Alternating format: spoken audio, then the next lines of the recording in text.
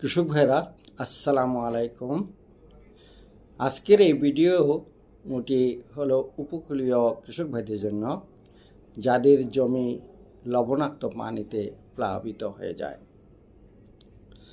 যে সকল কৃষক ভাইদের জমি লবণাক্ত পানিতে প্লাবিত হয় তাদের জন্য ধানের কিছু লবণাক্ততা সহিষ্ণু ধানের জাত রয়েছে, যেগুলোর সাথে আপনাদেরকে এখন পরিচয় করে দেব।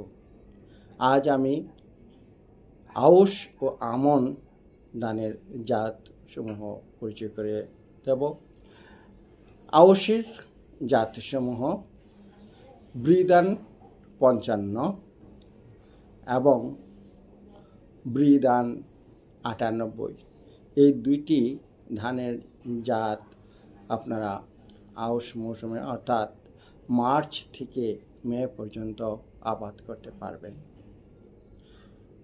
আমন ধানের জাতসমূহ যেমন বৃদান 40, বৃদান 41, বৃদান 53, বৃদান 54, বৃদান 73 এবং বিনা ধান 23।